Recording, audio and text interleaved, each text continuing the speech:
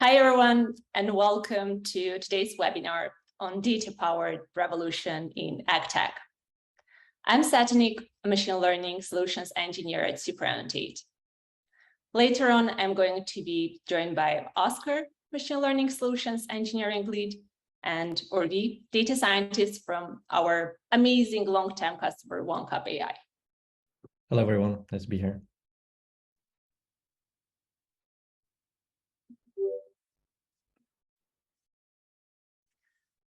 With $15.3 billion projected annual spending on 2025 on Agtech, many companies are revolutionizing the way we have been doing agriculture. In 1900, 40% of US workforce was employed in agriculture. Today, it's 1.3%. We have learned to produce more with less. With a growing population and constant farmland, we need to be more efficient than ever before. Not too long ago, in 1945, there were 5 times more mules and horses working in farms than tractors. Can you imagine that the same person in California who had a mule to work his land now has a fleet of drones monitoring his crop and livestock? The same exact farmer. Within one person's lifetime, we have seen such incredible innovation. Today, it's artificial intelligence and machine learning that will empower us to feed 8 billion people across the world. For today's webinar, let me start with a quick introduction of SuperAnnotate, our platform, and our data-centric approach to AI. I will then discuss AI revolution in Agtech and chat with our friend from OneCup AI. We will conclude the webinar with a Q&A session, so please add your questions to the chat now. We will address them in the final segment of our webinar. SuperAnnotate was founded in 2018 by 2 brothers, Tigran and Vaham Petrosyan, our CEO and CTO. We have raised $20 million in funding and have a global team of over 140 ML enthusiasts in the US, Armenia, Bangladesh, and other countries. We're the #1 data labeling platform on G2. You have probably heard the now popular phrase, data is the new oil. This expression can be misinterpreted since the raw data itself does not produce much value. We have come to realize that to improve AI, we need to focus more on creating high-quality training data, as opposed to incrementally improving models or their architectures. The term data-centric AI, coined by a prominent AI scientist, Andrew Ng, has created this paradigm shift within the AI community. High-quality training data is tough to create and is much different from raw data.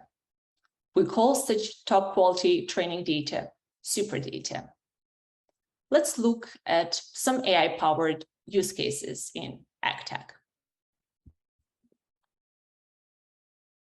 Nutrients in the soil are critical for crop health.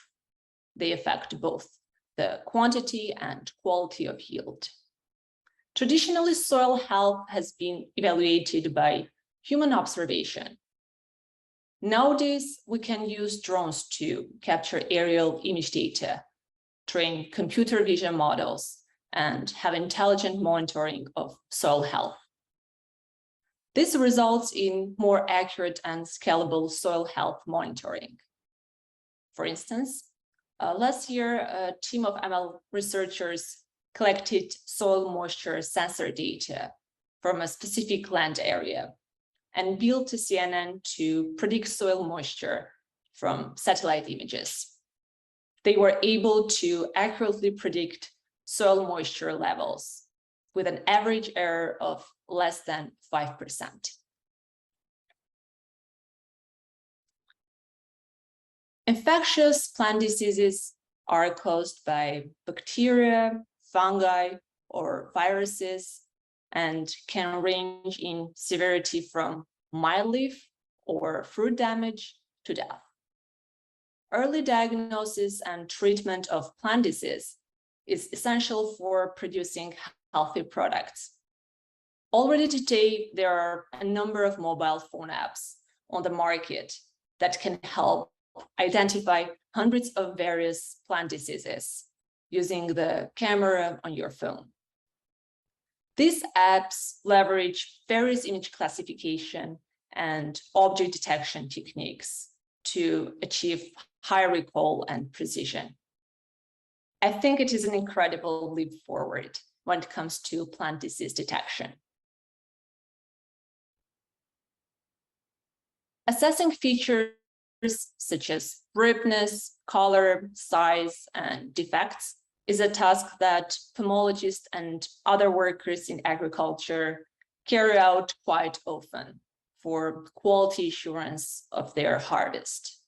Furthermore, they assess the needs of a particular crop, such as whether it needs more water or nutrients. Traditional grading and sorting is human-dependent, labor-intensive, and takes up significant time to execute for large quantities of harvested produce. This is where computer vision comes in to innovate the process by scanners equipped with image classification technology. Camera-based approaches, however, face several issues, including camera calibration, occlusions, inconsistencies in scaling, and lighting conditions. LiDAR and 3D laser scanning devices are considerably more expensive, but usually result in higher accuracy on the grading tasks. If you have LiDAR data, you can use SuperAnnotate's point cloud editor for LiDAR point cloud annotation purposes. AI-powered drones, usually using powerful AI and ML algorithms, are now making it easier for farmers to detect and automate counting and tracking animals. The drones are equipped with robust cameras and sensors to capture real-time imagery from the field, which is then automatically processed using AI ML-based image processing techniques to identify, map, and count animals. This significantly reduces the time required from farmers and ranchers, while also improving the accuracy on this task. Drones are even being used in the agriculture industry to observe the crop conditions from above and make improved choices when it comes to fertilization, harvesting, and planting. They are also being used as agriculture and environmental monitoring tools, as they allow to scan and comprehend changes in bigger properties, ranches, forests, and other land areas. Agricultural drone technologies are also being used to detect forest fires, which is more and more relevant these days. All of these features not only save time and money for the farmers, but also improve productivity levels in the agriculture industry. Plant phenotyping is a task that falls under precision agriculture that involves the systematic evaluation of plant characteristics such as growth, development, adaptability, quality, tolerance, resistance, and structure. It is similar to the computer vision technology used for grading and sorting. However, it expands to help the research of botanists as well. With the help of such technology, those working in the field can quickly acquire the data, assess the annotated information, and then take samples of plants they believe have diseases to the lab for testing. These were only some of the use cases that we have seen in Agtech. There are many more innovative solutions in Agtech that leverage computer vision. And finally, before we start our interview with Urvi from OneCup AI, I would like to present to you our new tool, Magic Polygon, which is going to be released this Sunday. Taking into account that many companies implement segmentation tasks, we decided to create a new tool that is going to speed up the annotation process. We call this tool Magic Polygon. Let me show you how it works. You can scribble or draw a line on your object and double-click or press enter on your keyboard. If this looks interesting, please let us know. We would be more than happy to schedule a demo call for you and discuss your annotation needs.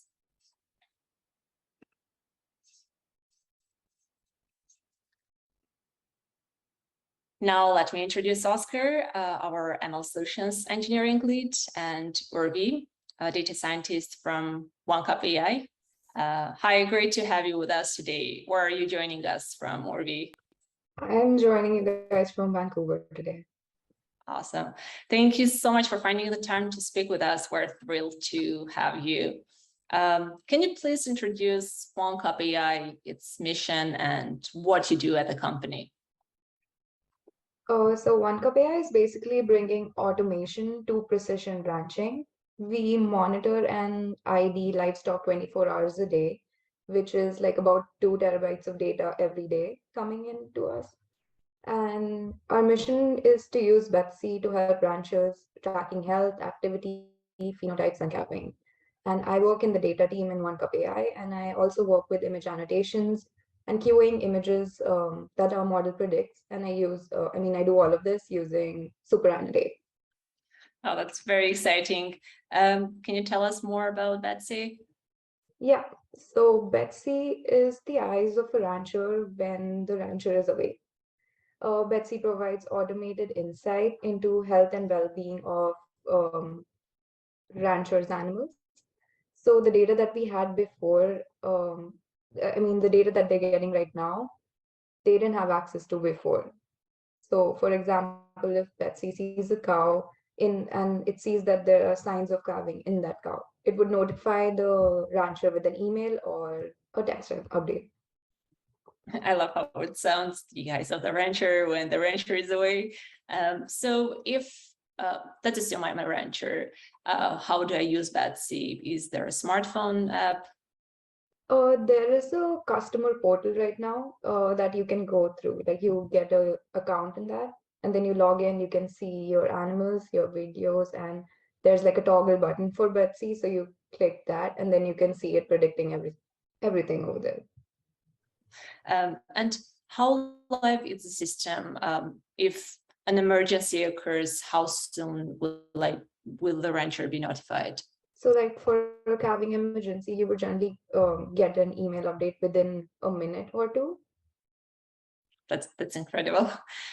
Also, I have read that NVIDIA described Betsy as one of the most complex AI pipelines in the world. Can you please tell us more? Yeah, so NVIDIA, they were really impressed by the multi-stage and the multi-purpose pipeline that they have. And they stated that it was like the most advanced pipeline that they had ever seen. You're mentioning many different parts of the pipeline here. What different parts does your pipeline consist of to kind of make these predictions? So the predictions are made by models. So the pipeline that basically go all the images and the data that we have, like videos and images, which is like 2 terabytes of data, goes into our pipeline. And yeah. And I've heard that they're like, looking at your website, for example, there are a lot of different ways you do recognition on the cows. So what are the different ways you annotate data or which you do predictions with? So we make bounding boxes. We label these bounding boxes, and then we give many categories to the label, the bounding boxes. example, if there's a cow, we would label it. If we would first make a bounding box around it, then use the drop down feature that you guys have to classify its activity or whatever we would need. And can you please let us know what kind of data do you use and how do you get data? So we use data from mainly coming from our cameras that are in the beta sites, but we also license images from Shutterstock and Adobe. And what kind of data do you use? Is it only images or you also use videos? We use images right now, like only images right now. So these are actually videos that have been split up. So yeah, they're images.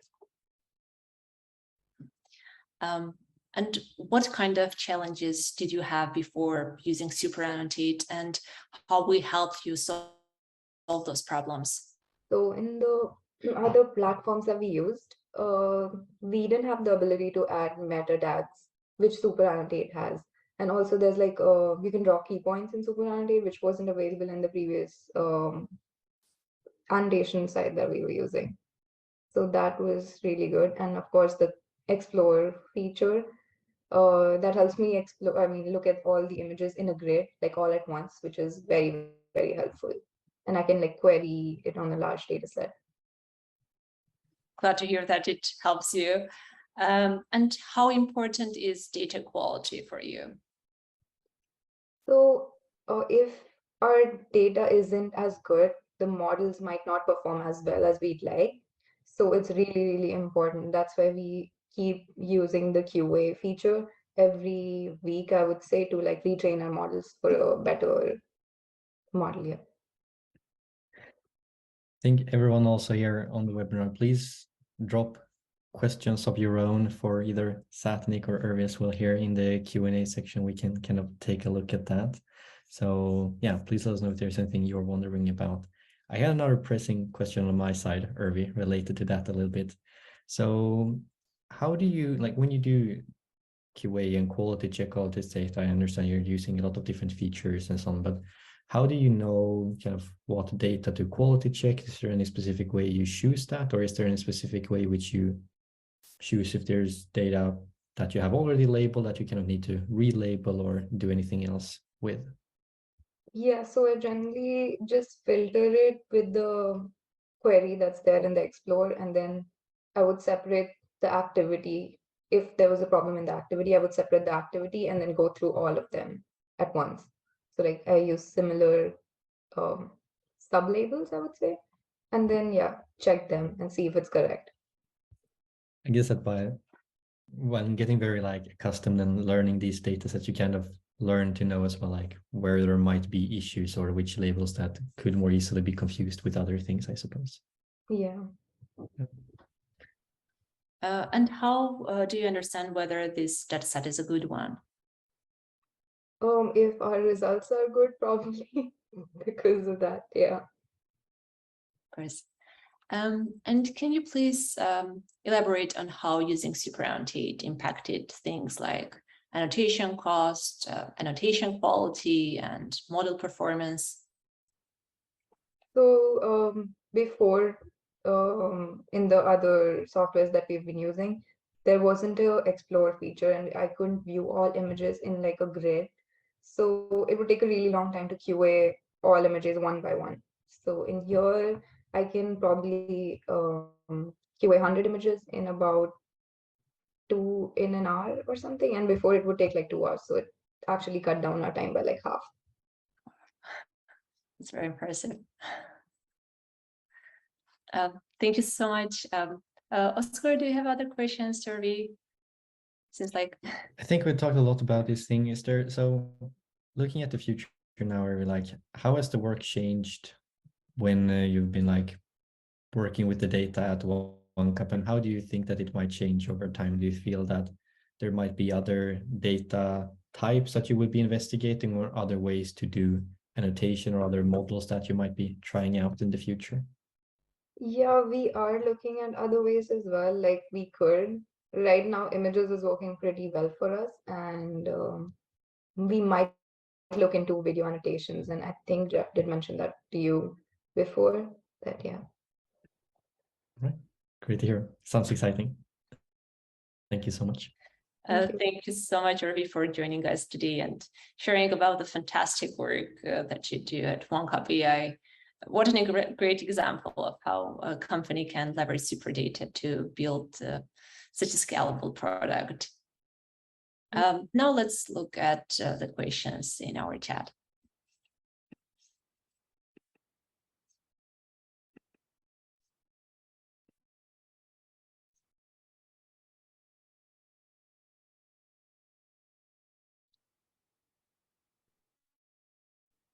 So there's a question, how easy, I think, Urvi, you can help us with this one.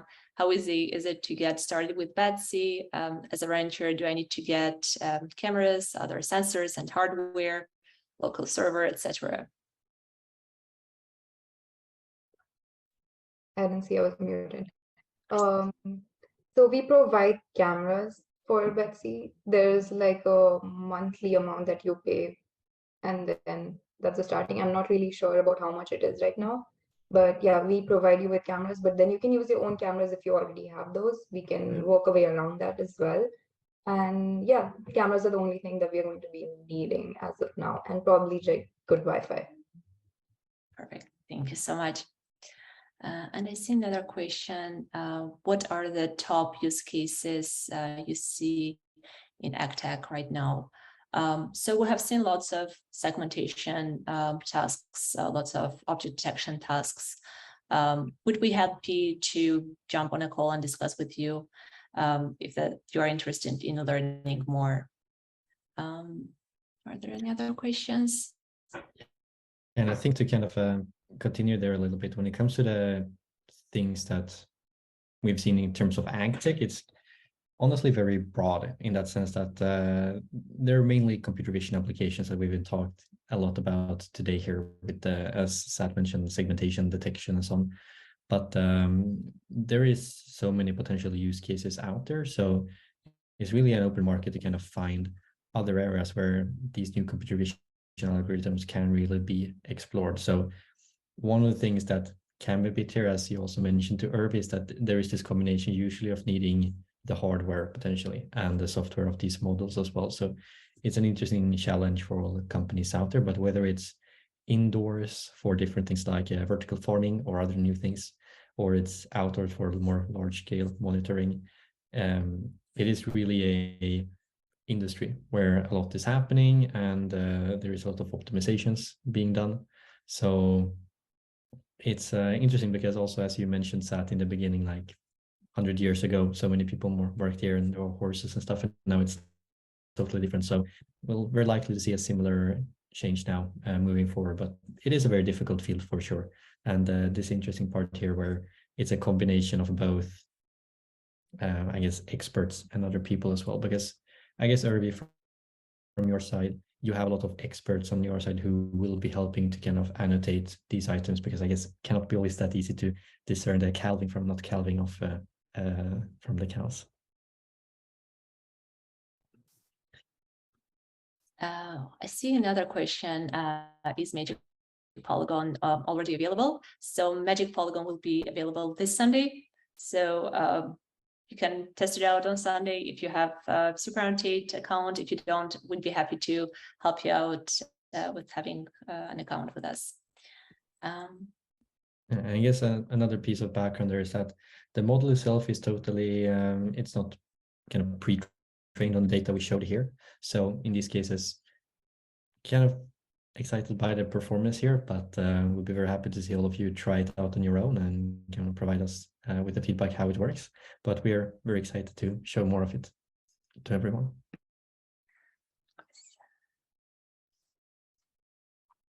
Do I have more questions?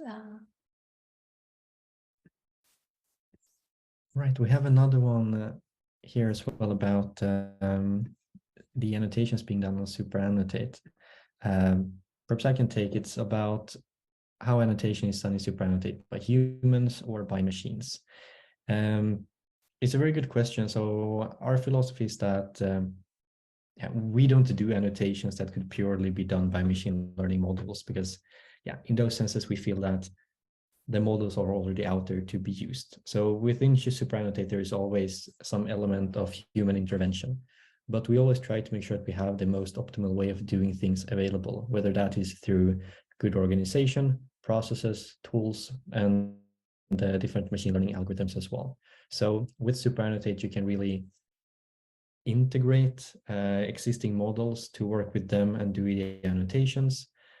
But it's also a case where you can use our new tools like Magic Polygon to kind of speed up the labeling for anything that you're looking to do segmentation on in this case. So within SuperAnnotate, there will always be some human annotators, whether they come from your own teams or if it's something that we on our side will help you with, then that's a little bit up to you. But we are always happy to kind of help with finding the right people and managing those projects as well, and bringing our best practice and experience into that. But yeah, that's sort of the short answer to it.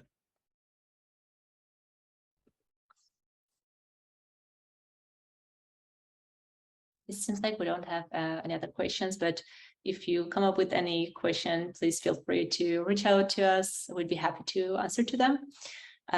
Thank you everyone for joining our webinar. We hope you've enjoyed your time with us today. Please look out for our next webinar.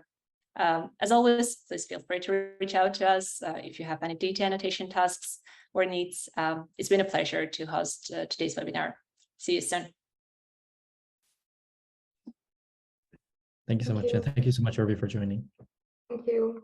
Thank you, Irvi.